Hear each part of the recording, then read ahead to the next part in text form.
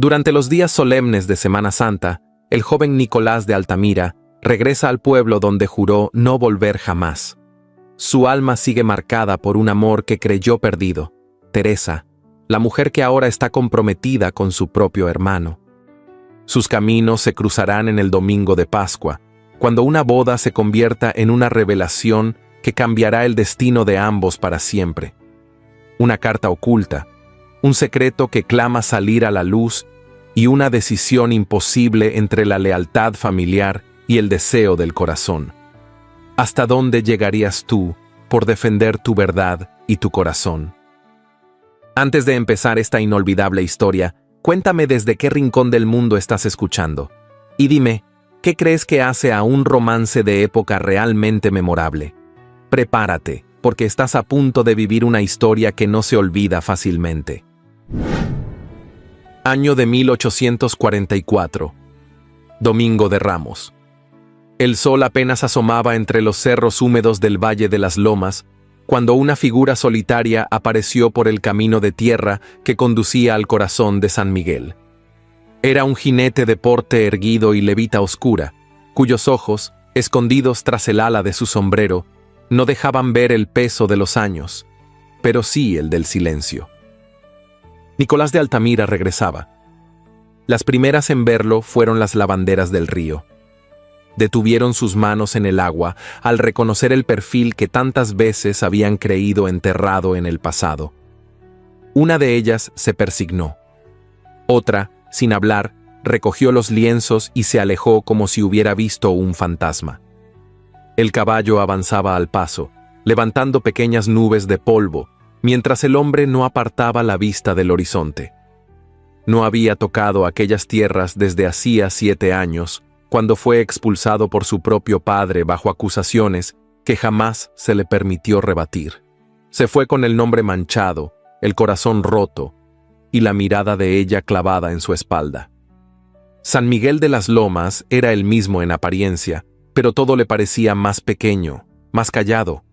Las casas de adobe encalado, las campanas de la iglesia marcando las 7 en punto, los niños que se escondían tras los portones al verlo pasar. Todo tenía el mismo aire, pero había algo distinto, o quizá era él quien ya no pertenecía. Al cruzar la plaza, un vendedor de mazapanes bajó la mirada.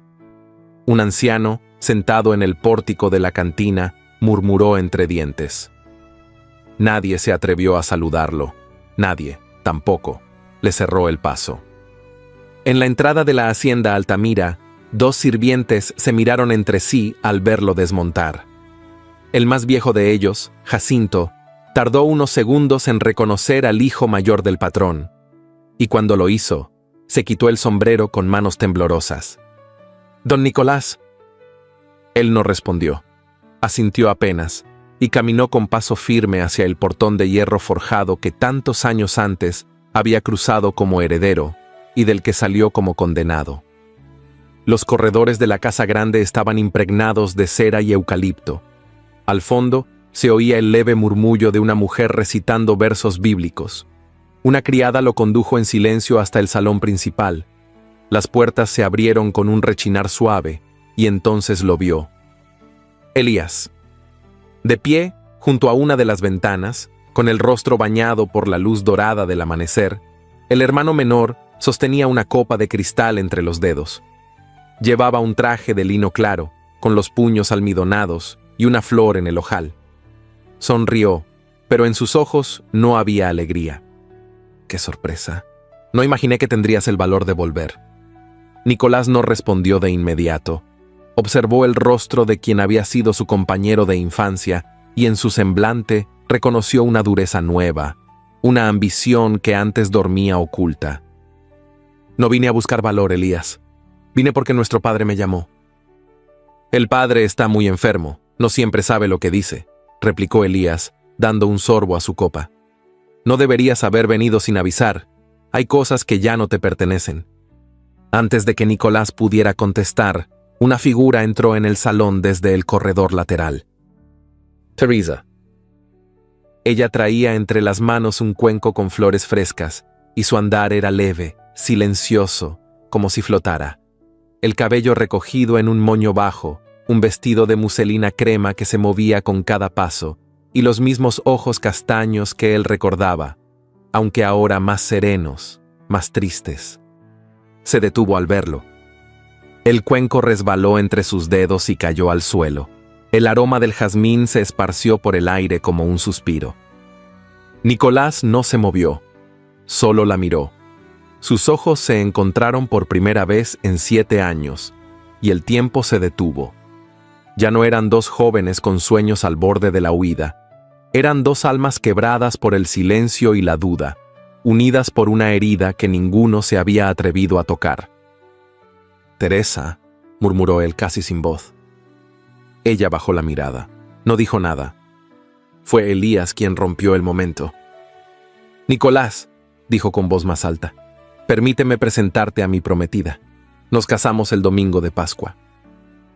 El corazón de Nicolás no se estremeció. Se hundió. No por sorpresa, sino por confirmación. Y sin embargo, en su interior, algo se encendió. No era celos, no era rencor.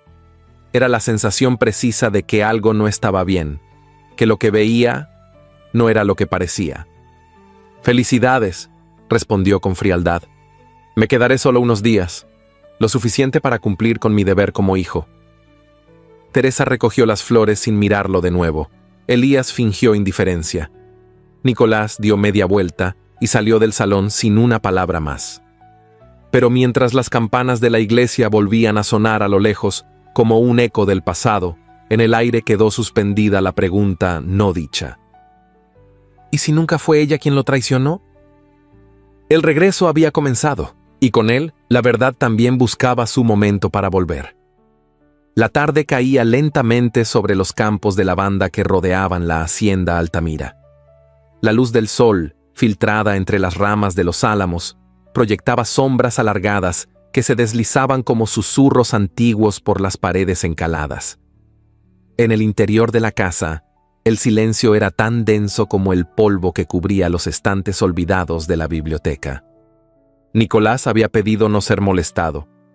Cerró tras de sí la puerta de aquel recinto que en su infancia había sido su refugio predilecto.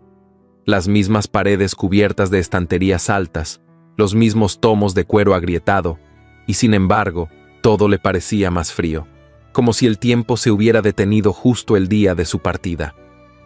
Pasó los dedos por los lomos de los libros con una nostalgia contenida.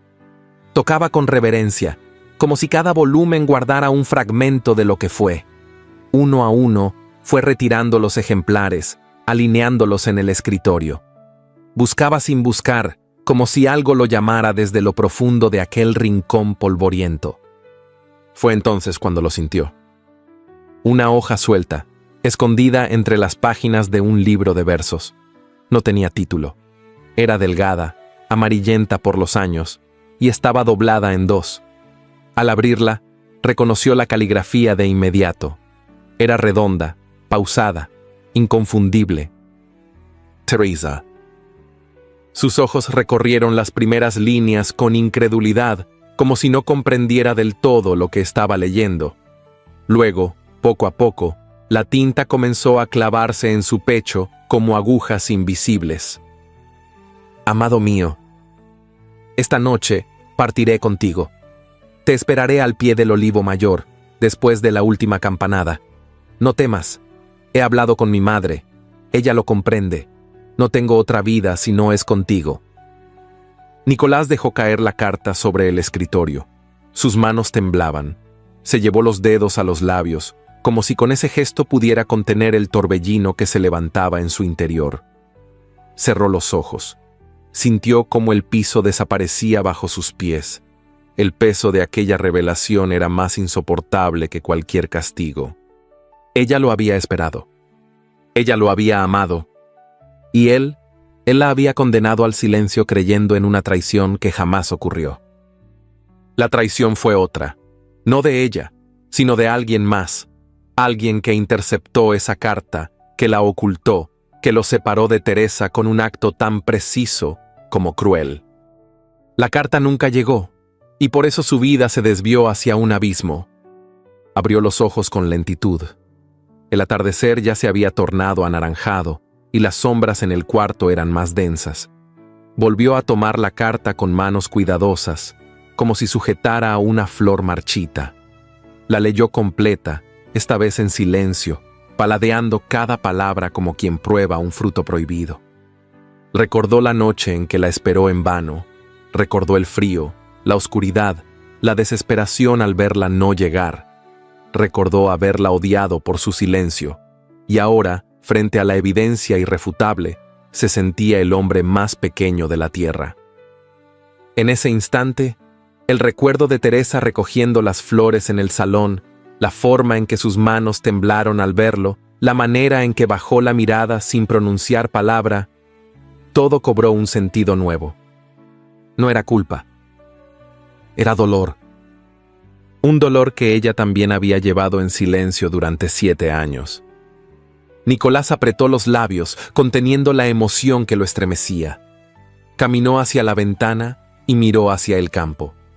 A lo lejos, las campanas de la iglesia marcaban la hora de vísperas. Cada tañido parecía una súplica, un llamado, un eco de lo que pudo haber sido. El viento entró por los ventanales, agitando las cortinas con suavidad. Nicolás cerró la carta y la guardó en el bolsillo interior de su levita, como si quisiera protegerla del mundo, como si ese trozo de papel pudiera devolverle algo de lo perdido. Pero lo que no sabía aún era que la verdad, al salir a la luz, no libera de inmediato. Primero quema, y luego, apenas luego, puede redimir. Mientras la noche caía sobre San Miguel de las Lomas, el corazón de Nicolás comenzaba a latir distinto, ya no solo por el pasado que volvía a arder, sino por lo que estaba por venir, porque la verdad, por fin, había encontrado el camino de regreso. El cielo comenzaba a vestirse de cobre y amatista cuando Nicolás atravesó el portón trasero de la hacienda. El aire olía a tierra húmeda y a hojas recién cortadas. El campo se abría en suaves colinas que descendían hasta el viejo olivar, ese mismo que había sido testigo de tantas confidencias, de tantas miradas furtivas, de aquel amor que una vez creyó eterno. Caminó sin prisa, con los guantes en la mano y el corazón en vilo. A cada paso, el crujir de las ramas secas bajo sus botas parecía marcar el ritmo de una verdad que, por fin, se atrevía a salir a flote. No le había dicho a nadie a dónde iba, ni siquiera a sí mismo, pero su instinto lo llevó hasta allí, como si algo lo atrajera con fuerza invisible, como si las raíces de esos árboles guardaran lo que las palabras no habían podido sostener. Allí, entre los troncos nudosos y las copas verdes que se mecían al compás del viento, la vio. Teresa estaba de espaldas, recogiendo ramas del suelo con las manos desnudas. Llevaba un vestido de algodón azul pálido y un chal que caía desde sus hombros hasta la cintura, deslizándose con cada movimiento. Su silueta era la misma que Nicolás había aprendido a reconocer incluso en la penumbra. La forma en que inclinaba la cabeza al pensar, la manera en que sus dedos temblaban al tocar la corteza, el leve vaivén de su respiración contenida. No quiso asustarla, pero ella lo sintió. Se volvió despacio, y al verlo, se le cayó de las manos el haz de ramas. La luz del ocaso le dio en el rostro y encendió sus ojos con un brillo que no era de alegría, sino de sobresalto. «No sabía que alguien más vendría por aquí», murmuró, sin fuerza en la voz. «Ni yo», respondió Nicolás clavando los ojos en ella. «Pero parece que este lugar todavía guarda lo que creíamos perdido». Ella tragó saliva, dio un paso hacia atrás y luego se detuvo. El silencio se extendió entre ellos como una línea invisible. Él no dijo nada sobre la carta. No aún. Solo la miró, largo, profundo, como si intentara leer en su rostro todas las palabras que no se habían dicho en 7 años. «Tanto tiempo», susurró Teresa bajando la mirada. «Creí que nunca volverías. Y yo creí que no querías que regresara». Ella alzó los ojos, y en ese instante, las defensas que había alzado durante años se quebraron como cristal en sus pupilas. Su voz tembló al intentar sostenerse firme. No fue así. Nicolás, yo... Pero no terminó la frase. Su garganta se cerró. El pasado se agolpó entre ambos con una fuerza que amenazaba con derrumbarlos. Él no necesitaba escucharla decirlo. La duda que lo había atormentado durante tanto tiempo se estaba deshaciendo allí, frente a él, en la forma en que ella apenas podía sostenerle la mirada. ¿Te lastimé?, preguntó él con voz grave. ¿Fue peor que me marchara o que pensara que me habías abandonado? Teresa entrecerró los ojos, como si las palabras la golpearan. Dio media vuelta, fingiendo recoger del suelo las ramas que había dejado caer. Pero su cuerpo delataba un temblor sutil. Los dos nos hicimos daño, dijo apenas audible, pero no estoy segura de quién dejó de buscar al otro primero. Nicolás apretó los dientes. A un paso de ella podía oler el perfume suave de su piel, algo entre lavanda y almendras. Quiso tocarla, pero no lo hizo. El roce era aún demasiado sagrado para permitirse tan pronto. A veces no se trata de dejar de buscar, murmuró, sino de que te cierren todas las puertas antes de poder gritar tu verdad. Teresa se volvió entonces, y sus ojos, bañados de sombra, lo enfrentaron. ¿Y tú qué verdad traes ahora? Nicolás no respondió. No podía. Aún no era el momento. La carta en su bolsillo parecía arderle contra el pecho, como si lo obligara a hablar, pero se contuvo. Tenía que entender primero el resto. Tenía que saber quién más había jugado con sus destinos. Pero algo en él ya había cambiado. Lo supo al ver cómo los labios de Teresa temblaban sin pronunciar palabra, cómo sus manos se entrelazaban sobre su abdomen, como si buscara protegerse de un recuerdo. Entonces un crujido interrumpió la tensión. Desde lo alto del sendero, una voz familiar los alcanzó. «¡Teresa!», llamó Elías, descendiendo entre los árboles con paso rápido. «Te he buscado por toda la hacienda. El padre necesita verte». Ella se apartó con rapidez, como si hubiese sido sorprendida en falta. Nicolás solo enderezó la espalda y se mantuvo en silencio. Elías los miró a ambos con una sonrisa medida, pero sus ojos no ocultaban el filo del juicio. «Hermano», dijo con tono cordial, «qué curioso encontrarte aquí. Veo que el pasado tiene raíces profundas en este campo». «Y algunas raíces», contestó Nicolás, sin alterar el tono, «no se arrancan tan fácilmente». Teresa bajó la cabeza. Elías le ofreció el brazo con cortesía forzada. «¿Vienes?». Ella dudó un segundo. Luego asintió y tomó el brazo de su prometido sin mirarlo a los ojos. Al alejarse, giró la cabeza apenas, y por un instante, sus ojos buscaron a Nicolás entre las sombras. Él no se movió, solo la observó alejarse, consciente de que el rompecabezas comenzaba a mostrar sus piezas, y que ninguna de ellas era tan inocente como había parecido. El amanecer del miércoles se extendía sobre el valle con una luz tenue, como si el cielo se negara a abrirse del todo. En la hacienda Altamira, el rumor de las tazas de porcelana, los pasos sobre el mármol y las voces apagadas formaban un murmullo constante que no lograba disipar la tensión que se respiraba en cada rincón.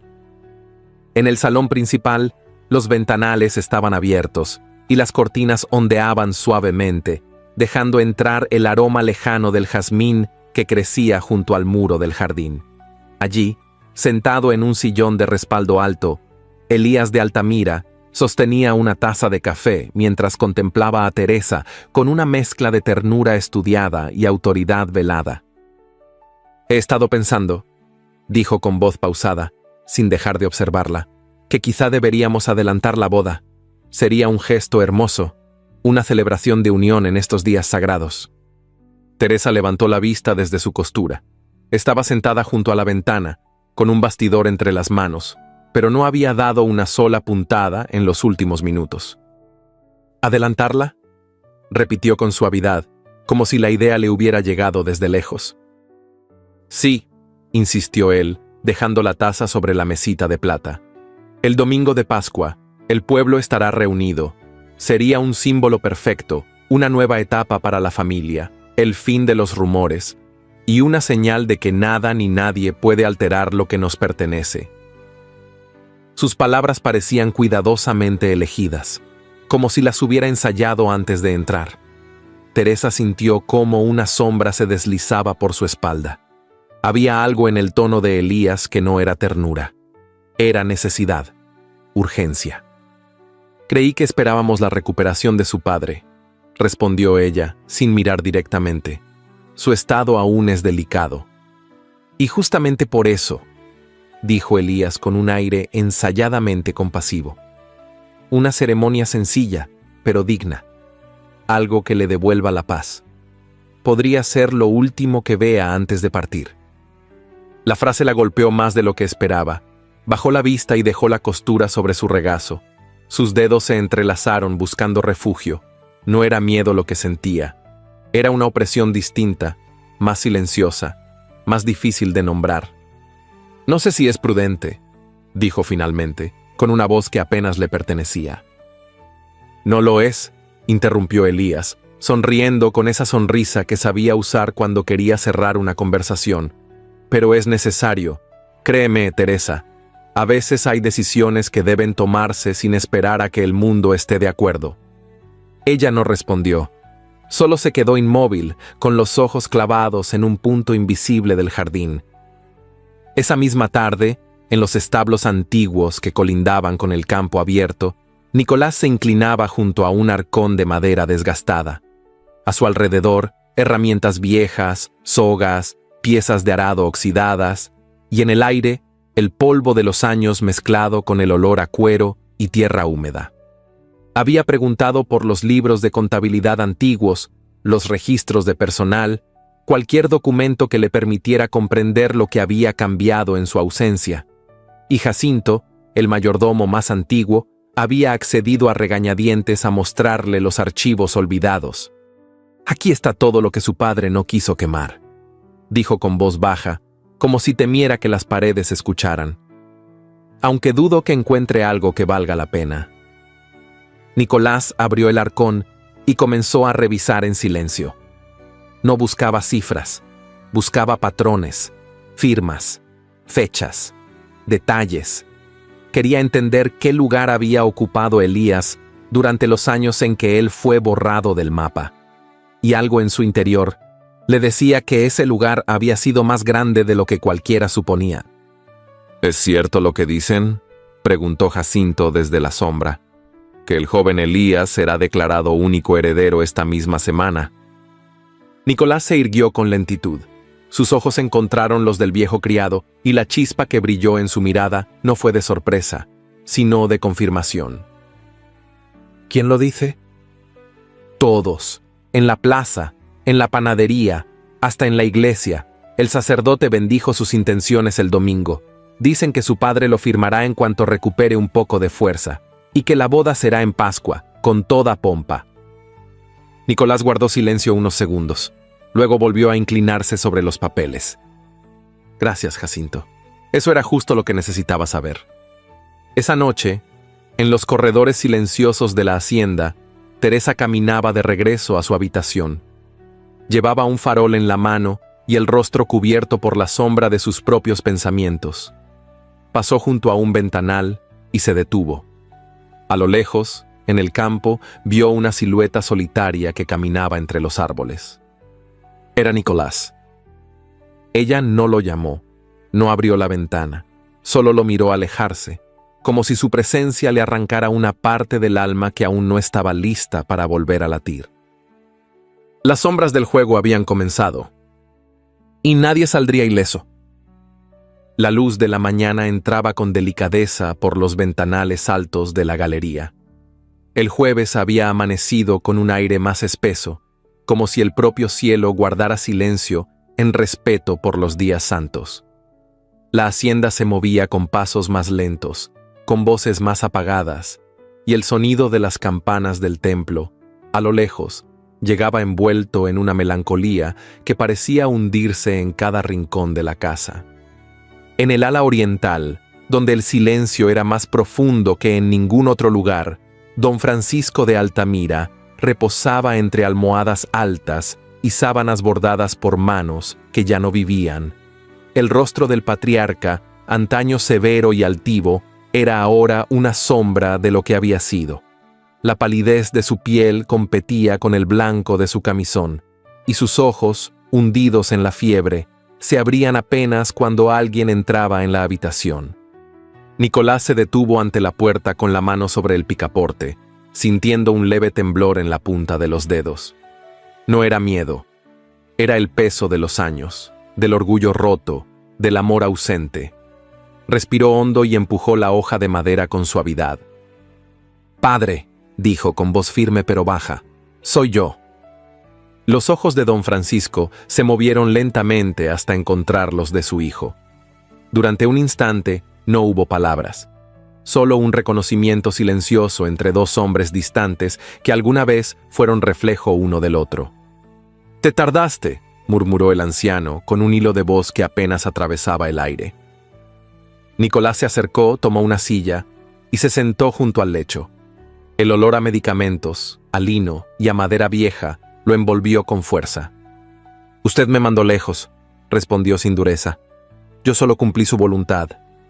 Don Francisco cerró los ojos un momento, como si le doliera más la memoria que el cuerpo. Luego levantó una mano temblorosa y buscó algo bajo la manta. Sacó un pequeño cofre de madera oscura. Nicolás lo tomó en silencio. «Ábrelo», susurró el padre. Dentro había un sobre sellado con lacre, aún intacto, con el nombre de Nicolás escrito a mano con tinta ya algo desteñida. Era su letra. «Es mi firma», dijo el anciano, «y mi arrepentimiento». Nicolás no respondió. El silencio llenó el espacio con más peso que cualquier palabra. «No fui justo», continuó don Francisco. «Me dejé llevar por lo que vi o lo que me hicieron ver. Me hablaron de cartas, de pruebas, de intenciones, y yo no quise escuchar tu versión». Los labios de Nicolás se apretaron. El sobre ardía en sus manos, como si contuviera no solo un documento, sino un grito retenido durante años. «¿Quién le habló?», preguntó finalmente. El anciano tardó en responder. Se volvió hacia la ventana, como si evitara mirar a su hijo directamente. «No puedo decirlo con certeza, solo sé que confié en quien no debía, y tú pagaste por mi ceguera». Nicolás asintió lentamente. No necesitaba oír el nombre, ya lo intuía, pero no lo pronunciaría hasta tener pruebas, hasta que la verdad se presentara por sí sola, sin sombra de duda. «¿Y qué hay en esta carta?», preguntó sin abrir aún el sobre. «Es una revocación de tu expulsión, un documento legal con mi firma. Declara que fuiste despojado sin derecho a defensa, que tu honor debe ser restaurado. No es suficiente, pero es lo que puedo darte antes de irme». La voz de don Francisco se quebró levemente en esa última frase. Nicolás cerró el sobre y lo guardó en el interior de su levita. Luego se inclinó con lentitud y le tomó la mano al padre. «No busco venganza», dijo con sinceridad. «Solo quiero la verdad, para mí y para los que creen en ella». El anciano asintió con los ojos cerrados. Parecía cansado, como si cada palabra le robara un día de vida. Nicolás se levantó sin más palabras y salió de la habitación con paso firme. Ya no era el hijo desterrado, pero aún no era el hombre restituido. Ese mismo día, en el jardín lateral, Teresa caminaba junto a una de las criadas menores. Llevaba una canasta de ropa recién doblada y una leve sonrisa apenas dibujada en los labios. Hablaba poco, pero su presencia siempre calmaba el ambiente. Sin embargo, aquella tarde algo rompió su serenidad. Desde la sombra del aljibe, vio a Elías discutir con un joven mozo de la casa. El muchacho, de no más de 16 años, sostenía una herramienta rota en las manos. Sus ojos estaban llenos de lágrimas contenidas. «¿Crees que estoy para tus disculpas?», decía Elías sin notar que Teresa lo observaba. «No se tolera la ineptitud aquí. Ni ahora ni nunca». «Señor, fue un accidente. Yo...» «¡Cállate!», cortó Elías con voz seca, y sin esperar más, arrojó al suelo el sombrero del joven, pisoteándolo frente a los demás sirvientes. Teresa se detuvo, atónita, La expresión de su prometido era otra. No era el hombre amable que hablaba de futuro y unidad. Era otro rostro, otro tono, una dureza que la estremeció. Elías sintió su mirada y se volvió. En cuanto la vio, suavizó la expresión como quien apaga una vela con un soplo. «Teresa, no es lo que parece», dijo, acercándose con falsa calma. Pero ella no respondió. Lo miró sin expresión, sin reproche, sin palabras, y luego siguió su camino. Algo dentro de ella acababa de quebrarse. No sabía qué era aún, pero lo había escuchado romperse con toda claridad. El viernes amaneció envuelto en una niebla fina que descendía sobre los campos como un velo de luto. Las ramas de los naranjos parecían inclinarse bajo el peso del rocío, y las tejas húmedas de la hacienda resbalaban en silencio la lluvia leve de la madrugada. Era como si la tierra entera contuviera la respiración antes de una revelación. Nicolás caminaba solo por el corredor de servicio que conducía a los antiguos aposentos de los criados. Llevaba la levita cerrada hasta el cuello y los ojos fijos en el suelo, como si cada paso lo acercara no solo a un lugar, sino a un recuerdo que no terminaba de morir. Una voz tímida lo detuvo a mitad del pasillo. «Señor Nicolás». Se volvió. Una mujer de edad incierta con el cabello cubierto por un paño gris y las manos torpemente cruzadas al frente, emergió de entre las sombras. Era Tomasa, la criada que durante años había servido a su madre y que ahora vivía relegada en un rincón olvidado de la casa. «Necesito hablar con usted», dijo bajando la voz. «Es sobre su hermano». Nicolás la observó en silencio. Algo en la expresión de la mujer le heló la sangre. No era miedo, era vergüenza. «Sígame», indicó ella sin esperar respuesta. Lo condujo a un cuarto pequeño, detrás de la despensa. Allí, bajo una caja de costura vieja, retiró un cuaderno de tapas gastadas, con bordes doblados y olor a humedad. Lo sostuvo con ambas manos antes de entregárselo, como si aún dudara de lo que hacía. Lo encontré hace tiempo, cuando limpiaba la habitación del joven Elías. Pensé que eran solo apuntes sin importancia, hasta que comencé a leerlo. Nicolás tomó el cuaderno con cautela. Pasó los dedos por las primeras páginas y sintió el corazón acelerarse. Fechas, nombres, observaciones. Y luego, frases que ya no dejaban lugar a dudas. «Padre no sospecha, todo marcha como planeé. He ocultado la carta. Si Nicolás la recibe, todo se arruina. El viaje a Veracruz será definitivo. Nadie lo defenderá». Cerró el diario con fuerza. No necesitaba más. Cada línea era una confesión, escrita sin culpa, como si Elías se regocijara en su propia astucia. «¿Por qué me lo da ahora?», preguntó Nicolás, sin levantar la voz. Tomasa bajó la mirada. «Porque ya no puedo vivir en silencio. Vi cómo lo destruyeron. Vi cómo ella, sus ojos se llenaron de lágrimas, lo esperaba todas las noches junto al olivo. Y yo no dije nada». Nicolás respiró hondo. Agradeció con una leve inclinación de cabeza y salió del cuarto sin más palabras. El diario pesaba como plomo en el interior de su levita, pero era un peso que estaba dispuesto a cargar hasta el final.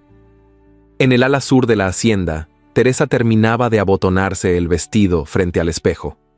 Su reflejo le devolvía una imagen que no reconocía del todo. Rostro cansado, mirada opaca, labios sin color. La voz de una criada irrumpió desde el umbral de la puerta. «Señorita Teresa, llegó un mensajero de Santa Eugenia. Dice que su madre ha recaído». Teresa se volvió de inmediato. «¿Está grave?». «No lo sabe. Solo dijo que pidió verla, que suplicó por usted». Sin pensar, Teresa caminó con rapidez hacia el vestíbulo. Tomó su chal y pidió un caballo ensillado. Pero apenas había llegado a la puerta principal cuando la figura de Elías bloqueó el paso. «¿A dónde vas?», preguntó con voz seca. «Mi madre está enferma. Voy a verla», respondió ella con la frente alta. Elías se acercó, colocándose entre ella y la salida. «No es conveniente que viaje sola, y mucho menos ahora. Faltan solo 2 días para la boda». «No me interesa lo que es conveniente», replicó. «Ella me necesita». Y yo también, insistió él. ¿No te das cuenta, Teresa? El pueblo habla. El escándalo de Nicolás aún no se ha apagado. Si desapareces ahora, darás más motivos a la murmuración. Los ojos de Teresa chispearon. Por primera vez en semanas, lo miró con una claridad que lo desarmó. Mi madre me dio la vida. No necesito permiso para ir a verla. Elías alzó la voz, ya sin disfrazar la ira. Si abandonas la hacienda ahora, la boda se pospone. Entonces posponla. La frase cayó como un golpe seco. Teresa giró sobre sus talones, pero antes de que pudiera dar un paso, Elías la sujetó del brazo. ¿Qué te pasa?, dijo con voz baja, aunque tensa. No eres la misma.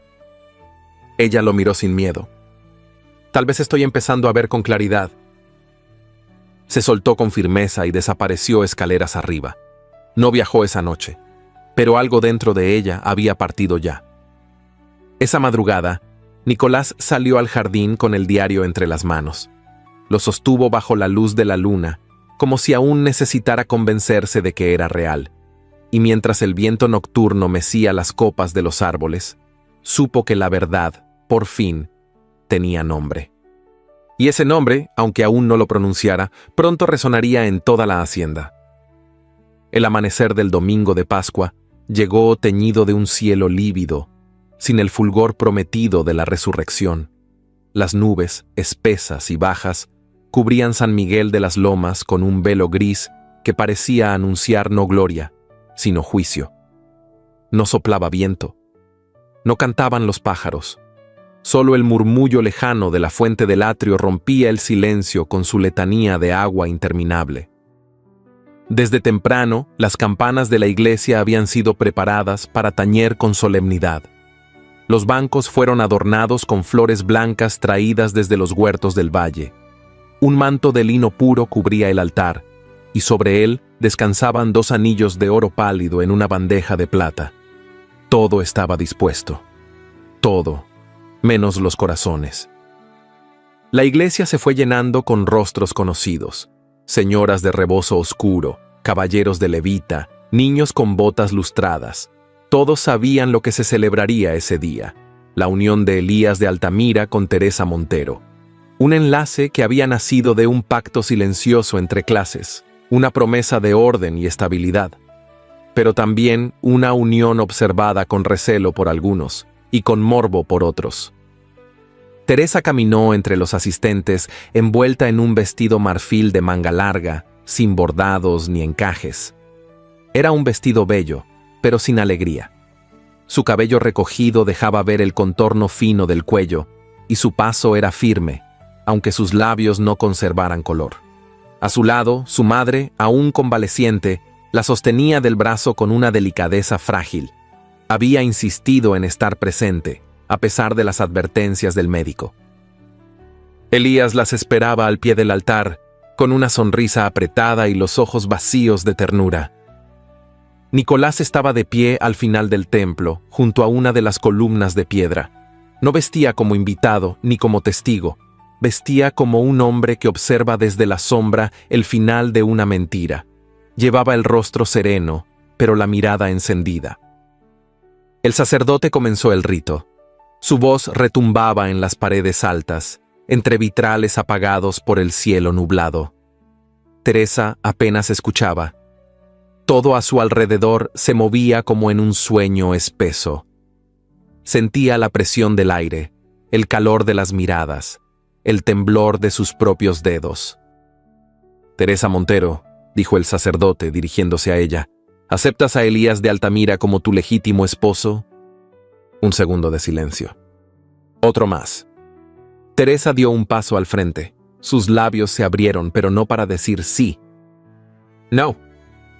La palabra, pronunciada con voz baja pero firme, cruzó el templo como un relámpago sin trueno. Las ancianas se persignaron. Alguien dejó caer un misal. Elías se volvió hacia ella con una expresión que no era de asombro, sino de incredulidad contenida por la rabia. «Teresa», musitó él entre dientes. Ella lo miró de frente, por primera vez, sin miedo. «No puedo hacerlo, no debo. Me sería imposible consagrar mi vida a un hombre que no respeta lo que soy, ni a quien amo. El sacerdote intentó interceder, pero Teresa ya había dado un paso atrás.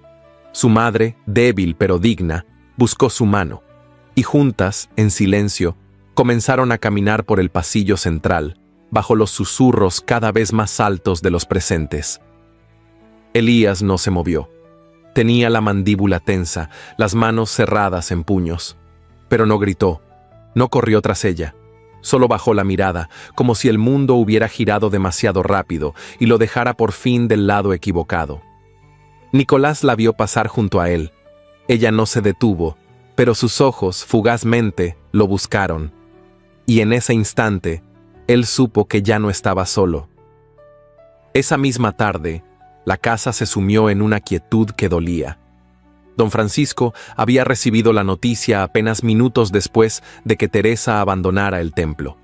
Un criado entró en su habitación, temblando, y le susurró al oído lo que había ocurrido. El anciano no dijo nada, solo cerró los ojos y comenzó a respirar con dificultad. Las horas siguientes fueron una agonía silenciosa. Nadie lo sabía con certeza aún, pero algo en el aire de la casa había cambiado. El escándalo se había esparcido más rápido que el incienso de la mañana. Las campanas no volvieron a sonar. No hubo fiesta. No hubo música. Solo el eco de una palabra pronunciada a tiempo. No. Un no que había quebrado una farsa. Un no que, sin saberlo, acabaría con todo lo que una vez se fingió eterno. Y sin embargo, en medio del silencio, algo se abrió paso. En ese día de Pascua, donde tantos esperaban un banquete y recibieron una verdad, en ese altar sin boda, en ese templo sin júbilo, se había sembrado otra forma de esperanza, no la que se canta en voz alta, sino la que nace en lo más hondo del alma, cuando una mujer se atreve a elegir la verdad sobre el miedo. A veces la resurrección no viene con ángeles ni milagros, sino con un paso firme, una palabra valiente y el corazón latiendo por fin en libertad. Habían pasado varias semanas desde aquel domingo sin campanas. El eco de lo sucedido aún flotaba en el aire de San Miguel de las Lomas, como una nota suspendida que nadie se atrevía a silenciar. La primavera, que ya comenzaba a florecer en los campos, parecía contenerse ante el duelo que cubría al pueblo como un velo espeso. Las flores brotaban en los caminos, sí, pero con el pudor de quien no quiere alegrar demasiado pronto. Don Francisco de Altamira había fallecido al anochecer del segundo viernes después de Pascua. Su último suspiro fue contenido, silencioso, como quien ya no tenía más que decir. Murió rodeado por la discreción que él mismo había impuesto durante su vida, sin súplicas, sin confesiones finales, con la misma severidad con la que gobernó su casa y sus tierras. Y sin embargo, en sus ojos, se había quedado una sombra de arrepentimiento que no alcanzó a disipar del todo. El luto oficial duró 9 días. 9 días de rosarios, mantos negros, ventanas cerradas y cabezas inclinadas. La hacienda Altamira se cubrió de crespones oscuros y recibió la visita de las principales familias del valle. Nicolás saludó a cada uno con cortesía medida, aceptando condolencias que sonaban más a obligación que a afecto. Nadie hablaba del escándalo. Nadie mencionaba la boda frustrada. Solo los ojos decían lo que la boca callaba. En medio del silencio general, Elías caminaba por los corredores como si nada hubiera ocurrido. Vestía de negro, hablaba poco y fingía concentración en los asuntos de la hacienda. Pero Nicolás lo observaba con atención. Había algo en su hermano que no se ajustaba al papel de hijo dolido, en la forma en que hablaba con los criados, en su manera de cerrarse en el despacho por horas, en la tensión que comenzaba a tensar su mandíbula incluso cuando sonreía. Una noche, Nicolás escuchó cómo Elías discutía solo. Creyó que hablaba con alguien a través de la puerta, pero cuando abrió para comprobarlo, encontró el despacho vacío, con papeles desordenados y la pluma aún goteando tinta sobre la mesa. No dijo nada. Solo cerró la puerta con suavidad y anotó mentalmente cada detalle. Durante esos días, Nicolás comenzó a ordenar los documentos de su padre. Lo hacía en silencio, bajo la guía de Jacinto, que le ofrecía una mirada de respeto renovado. Revisó escrituras, cartas antiguas, nombramientos, todo aquello que pudiera ayudarle a defender su derecho ante el Consejo de Nobles. Sabía que tener la verdad no bastaba. Tenía que probarla ante hombres que habían convivido con la mentira demasiado tiempo como para aceptarla sin resistencia. A unas leguas de allí, en la hacienda de los Mora Villalba, Teresa bordaba en un corredor rodeado de bugambilias. El aire era más cálido en esa región y el canto de los pájaros no parecía conocer la vergüenza. Sin embargo, en su pecho, el silencio seguía haciendo nido. Desde que había dejado la casa Altamira, no había vuelto a escribir. No había hablado de Nicolás, ni de Elías, ni del día en que dijo no frente a todos. Solo había dicho que necesitaba aire y descanso. Su madre mejoraba poco a poco. Dormía más, tosía menos y había empezado a caminar por el jardín con ayuda de un bastón. Eso debía bastarle. Pero Teresa no podía ignorar que, cada vez que cerraba los ojos, lo veía a él, Nicolás, de pie en la iglesia, con la mirada herida y contenida. No le había dicho nada, pero le había dicho todo, y eso la perseguía. A veces, mientras cosía, imaginaba volver. No para escandalizar ni para justificar nada, solo para estar, para ver, para saber si aún quedaba algo entre los dos que no se hubiera marchitado con los años, ni con las lágrimas. Pero no sabía cómo, ni cuándo, ni si era correcto. Lo único que sabía con certeza era que algo dentro de ella no podía quedarse lejos para siempre. En San Miguel, las campanas no habían vuelto a sonar desde el funeral. Se decía que el párroco había mandado callarlas un mes completo, por respeto, pero algunos aseguraban que no era respeto, sino señal, como si el pueblo entero supiera que el verdadero juicio aún no había comenzado, y que cuando sonaran de nuevo no lo harían por una misa, sino por una verdad que estaba a punto de alzarse como nunca antes. La noche había caído sobre San Miguel con una quietud inusual. No soplaba viento, no crujían las ramas. El cielo permanecía encapotado, sin luna ni estrellas, como si el firmamento hubiera cerrado los ojos ante lo que estaba por suceder. En la pequeña casa de campo donde Nicolás se alojaba desde el entierro de su padre, todo parecía en calma. Había decidido no permanecer en la casa principal, no por temor, sino por respeto. El luto aún se respiraba en cada habitación, y la presencia de Elías hacía del ambiente un terreno envenenado. Además, aquel caserón siempre le había recordado demasiado a su madre. Una mujer de rostro sereno y manos delicadas, que había muerto joven, dejando a sus hijos al cuidado de un padre más rígido que cálido. Nicolás no tenía recuerdos amargos de ella, pero sí una nostalgia inexplicable, como si algo de su ternura se hubiera quedado atrapado en los corredores donde ya no entraba el sol. En la nueva estancia, al menos, podía trabajar en silencio.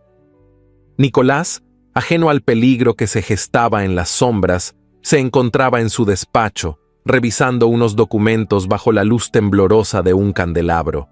Llevaba horas en aquella tarea, con la mente concentrada en nombres, fechas, escrituras. El diario de Elías reposaba cerrado a su izquierda, junto a la carta de Teresa, cuidadosamente envuelta en un pañuelo de lino. Ambos papeles eran ya parte de su alma, y aunque no los leía en ese momento, su sola presencia los sostenía. Fue un olor lo que lo alertó primero, algo sutil, una nota distinta en el aire. Se levantó, frunciendo el ceño, y abrió la puerta. Un soplo caliente lo golpeó en el rostro. El pasillo estaba teñido de un resplandor rojizo. ¡Fuego!, gritó una voz desde el patio. La casa comenzó a vibrar con pasos acelerados, gritos, portazos. El tejado crujía, y del ala norte ya brotaban lenguas de fuego como serpientes furiosas.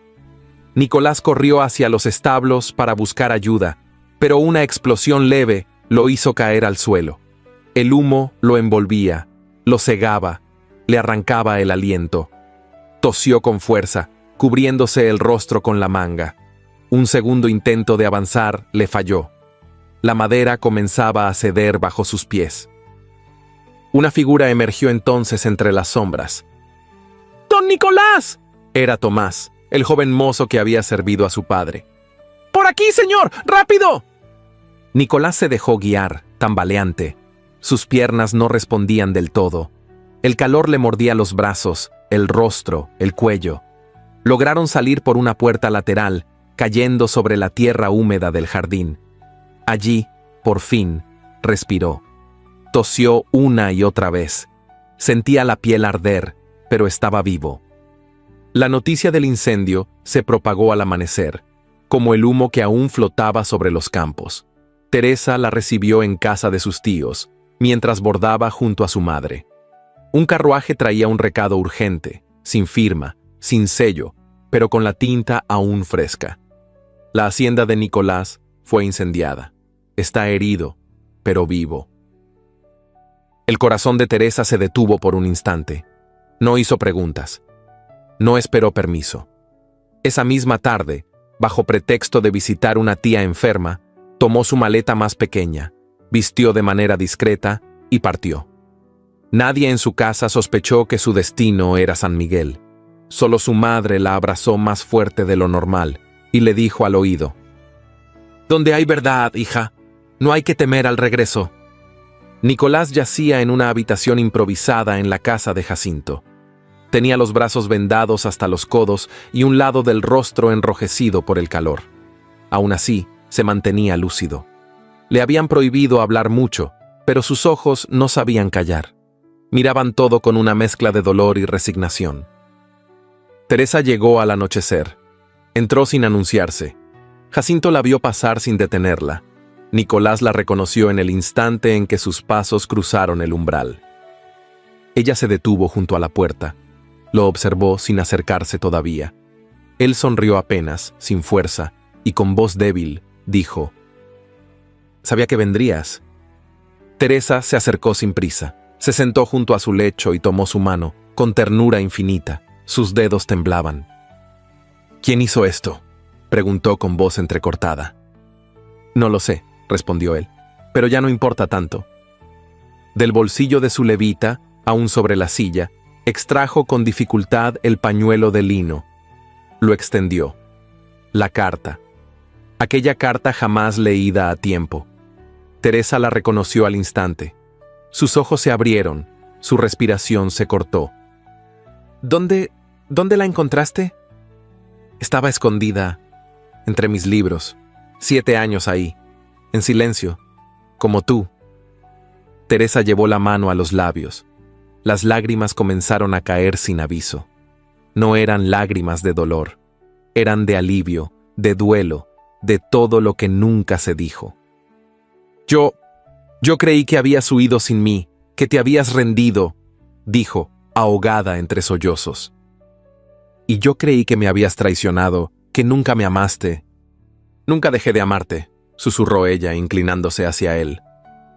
Entonces, ahora lo sé, dijo él cerrando los ojos. Se quedaron en silencio, sus manos entrelazadas. No hicieron promesas, no se besaron, pero algo más profundo que un juramento quedó sellado en ese instante. Fuera, la noche era cerrada. No quedaban llamas ni cenizas, solo el perfume del campo mojado. Y en medio de esa oscuridad, un amor viejo había vuelto a encenderse, más fuerte. Porque lo que arde por dentro, ninguna llama ajena puede apagarlo. El gran salón del consejo, de techos altos y columnas de mármol gris, estaba lleno esa mañana como no lo había estado en años. Los tapices polvorientos colgaban solemnes de los muros, y los retratos de antiguos señores del valle observaban desde sus marcos con una severidad que no parecía pertenecer a este mundo. A lo largo de la sala, los miembros del consejo ocupaban sus lugares en semicírculo, vestidos de negro, con el gesto impasible de quienes saben que lo que se decidirá ese día será recordado durante generaciones. Afuera, el pueblo esperaba en silencio. Nadie trabajaba en los campos ni en las cocinas. Los comerciantes habían cerrado sus puestos. Incluso los niños guardaban sus juegos. Era como si el aire mismo contuviera el aliento, aguardando el juicio que, durante años, fue negado. Nicolás entró con paso firme. Llevaba una levita oscura, sin adornos, y el cabello recogido hacia atrás, dejando ver la quemadura aún reciente en su mejilla izquierda. Caminaba solo, pero en su rostro no había duda, ni temor, solo una serenidad grave, nacida no del orgullo, sino del dolor enfrentado. Elías llegó instantes después, vestido con el mismo cuidado de siempre, pero sin el brillo en los ojos que lo solía acompañar. Su andar era ligeramente rígido. Saludó con una inclinación apenas visible y ocupó su sitio frente a los jueces. Sus labios sonreían, pero sus manos delataban una inquietud sorda. Sabía que esta vez no bastaría con palabras elegantes ni con influencias discretas. Sabía que esta vez la verdad venía armada. El consejero mayor, un hombre delgado con voz de campana rota, hizo sonar su mazo de madera. «Estamos aquí reunidos», dijo, con tono ceremonial, para escuchar las alegaciones del señor Nicolás de Altamira en torno a los acontecimientos que derivaron en su destierro hace 7 años y que hoy, por petición formal, exige sean revisados a la luz de nuevas evidencias. El salón permaneció en silencio. Nicolás sacó un pequeño fajo de papeles de su bolsillo interior. Los sostuvo con firmeza. «Presento ante este consejo», dijo, con voz clara, 3 pruebas fundamentales. Primero, esta carta escrita por la señorita Teresa Montero en el año 1837, en la que me pedía huir con ella antes de que su familia la comprometiera con otro hombre. Nunca llegó a mis manos. Fue interceptada. Una murmuración leve recorrió el salón. Segundo, continuó desplegando un cuaderno gastado. Este diario perteneciente a Elías de Altamira, donde admite haber ocultado dicha carta, haber plantado pruebas falsas en mi habitación y haber manipulado la opinión de mi padre para asegurar mi expulsión. Elías se removió en su asiento. No dijo nada aún. Tercero, incluyo declaraciones juradas de 3 trabajadores de la casa, quienes afirman haber recibido instrucciones directas de mi hermano para sustentar la falsa acusación. Uno de ellos, incluso, firmó un recibo con mi nombre falsificado. Nicolás entregó los documentos a los asistentes del consejo. Su voz no había vacilado ni una sola vez. Elías se levantó entonces. Su rostro conservaba una compostura forzada. «Con todo respeto», dijo, «lo que mi hermano presenta son objetos fácilmente manipulables. Una carta sin sello, un diario que cualquiera pudo escribir, testigos cuya lealtad puede comprarse. Lo único cierto es que regresó después de años de silencio para arrebatar lo que ya no le pertenece». El consejero mayor alzó una ceja. «¿Está usted negando su propia letra?» «Digo que esa letra puede imitarse, que esa historia es conveniente». Entonces se alzó una voz desde el fondo del salón. Yo vi a Elías esconder la carta. Todos se volvieron. Era Tomasa, la antigua criada. Se acercó despacio, vestida de gris, con el rostro envejecido pero la mirada firme. Yo la vi y callé por miedo, pero ya no más. El silencio se volvió sepulcral. ¿Confirma que fue él quien la interceptó?, preguntó un consejero. Lo vi con mis propios ojos, y lo he lamentado cada día desde entonces. Elías palideció. «¡Esa mujer está loca!», gritó, perdiendo por primera vez la compostura. «Suficiente», dijo el presidente del consejo. «Ya hemos escuchado lo necesario». Se reunieron en voz baja durante largos minutos. El salón contenía la respiración.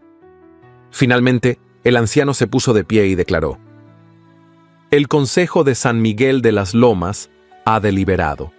Declaramos al señor Elías de Altamira culpable de falsedad, usurpación y deshonra. Por tanto, se le despoja de sus derechos hereditarios, se le prohíbe representar el apellido Altamira en acto público alguno, y se le ordena abandonar estas tierras en el plazo de 48 horas. Un murmullo profundo recorrió el recinto. Elías no dijo palabra. Se giró lentamente y con los hombros caídos salió del salón sin mirar a nadie.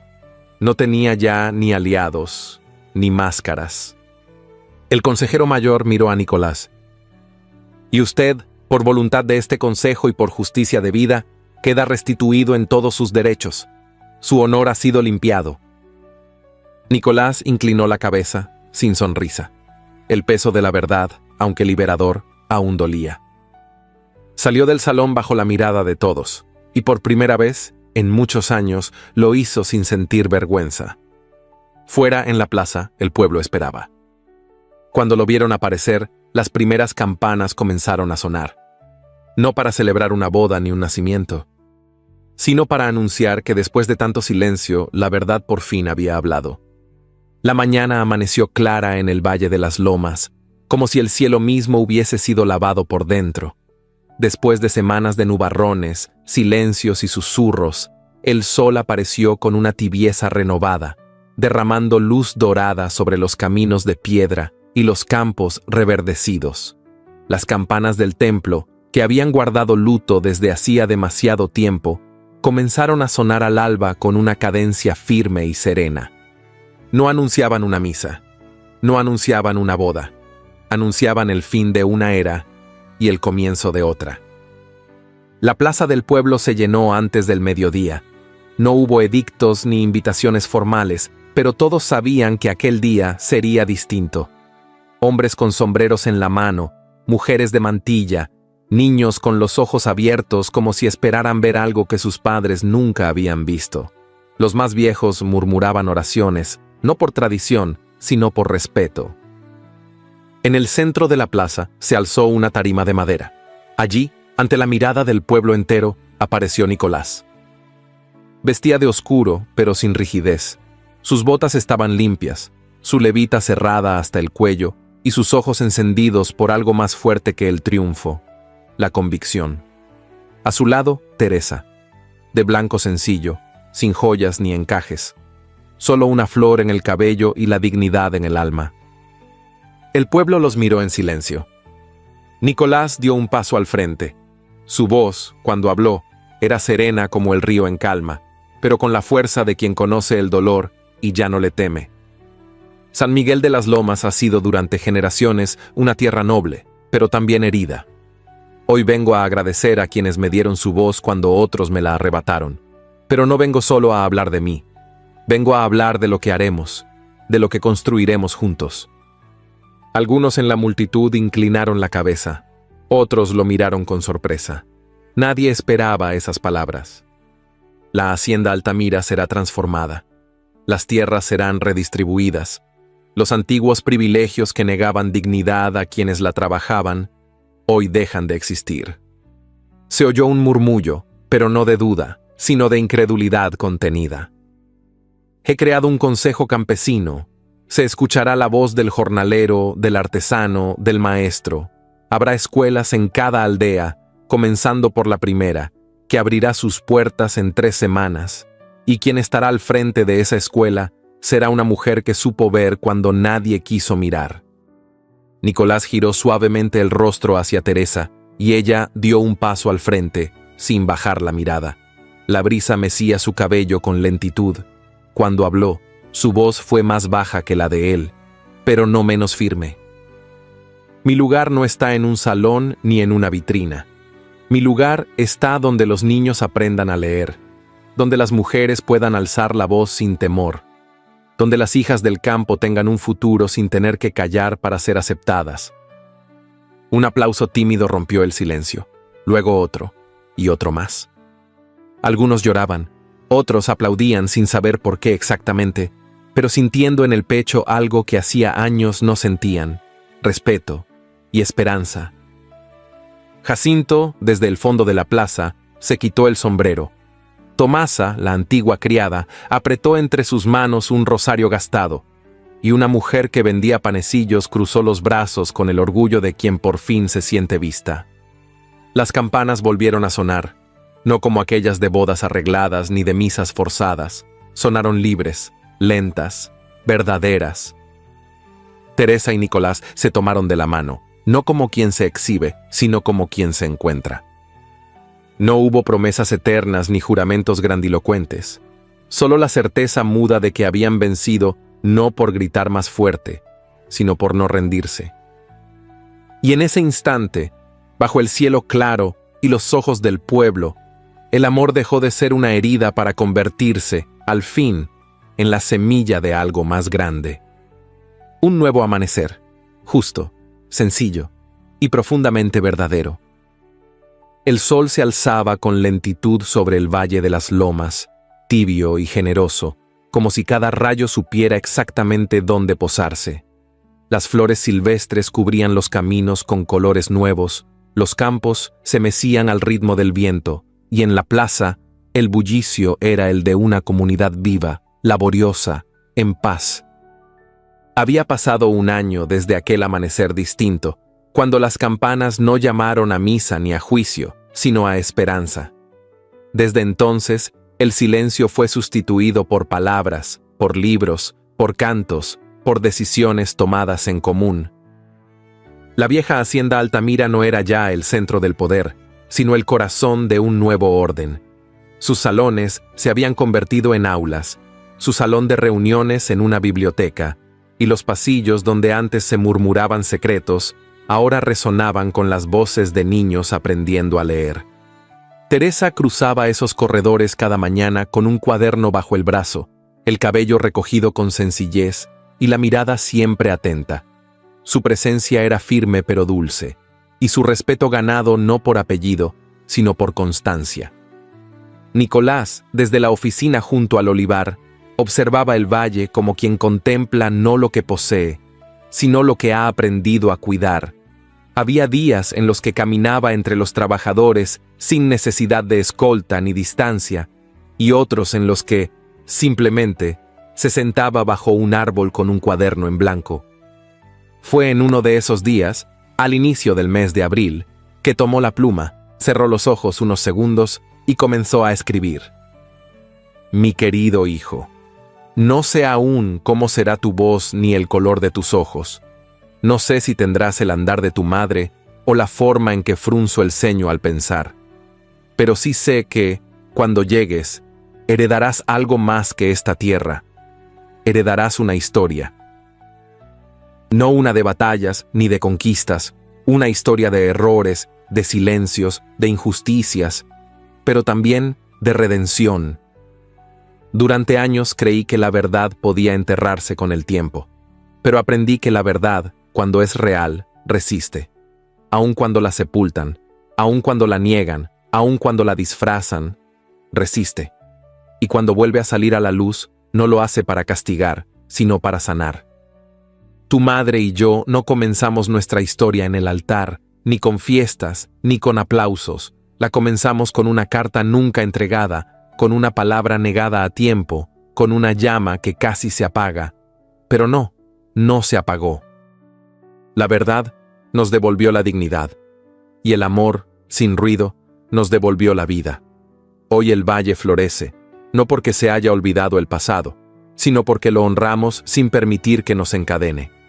Las campanas aún suenan cada mañana, no para recordar lo que fue, sino para honrar lo que fuimos capaces de reconstruir con fe, amor y verdad. Tu padre, Nicolás. Terminó de escribir con lentitud, dobló la carta con cuidado, la selló con cera y la guardó en un cajón de madera que solo abría en momentos como aquel. Desde el jardín, Teresa lo llamó con la mirada, y él se levantó.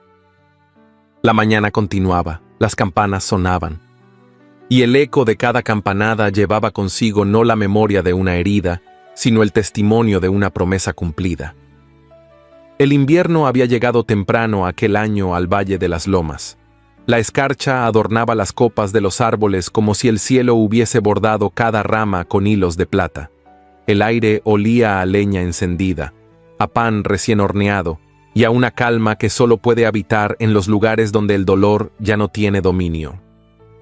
Desde lo alto de una colina, el antiguo solar de Altamira se erguía con una belleza serena.